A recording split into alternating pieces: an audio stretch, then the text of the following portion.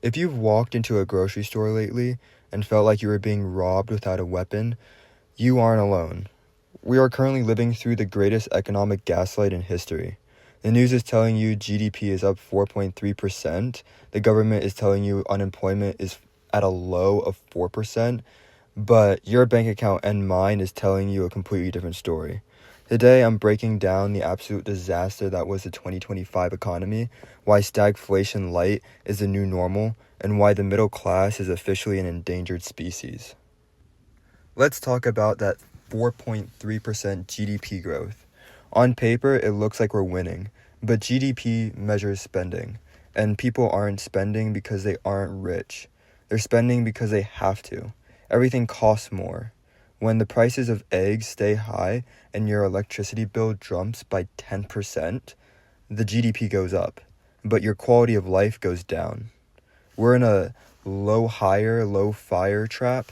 Sure, you haven't been laid off, but try finding a new job that pays better. It's not happening.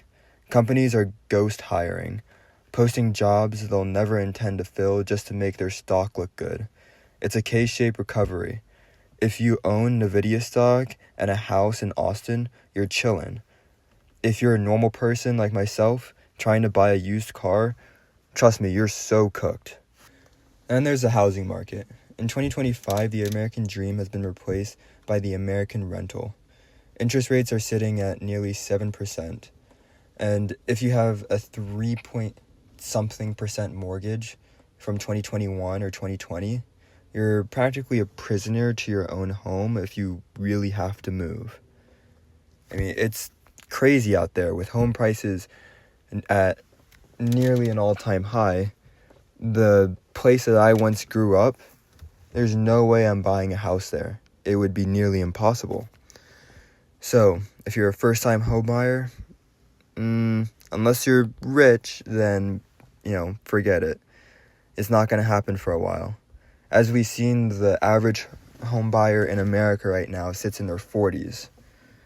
So, unless you're 40 years old, good luck on getting a home. And with household debt just hitting $18.59 trillion, we're literally just drowning in debt to have a roof over our heads. The inventory is finally up, but it's because houses are sitting on the market for 90 days because nobody can afford the monthly payment. It's a standoff, and the banks are essentially winning because they're holding on to these properties while seeing the property values skyrocket as builders stop building because they can't really afford to build anymore because people can't afford to buy a home. The ones that can are usually either the banks or those in the highest income brackets. And we know that's a very small portion of the population. So even with all of that, it looks a bit doomer. So what's the move?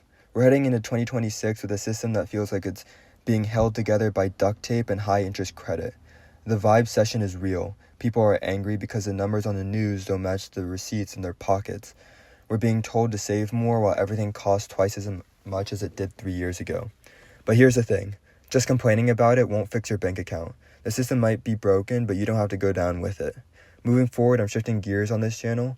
I'm not just going to rant about the disaster, I'm going to show you how to navigate it.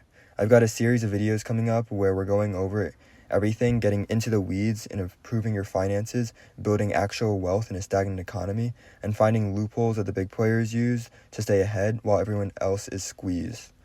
We're going to talk about high-yield strategies, debt-crushing tactics, and how to position yourself so when the next economic gaslight happens, you're the one holding the switch.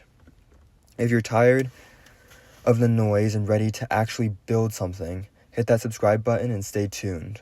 We're taking our money back one video at a time.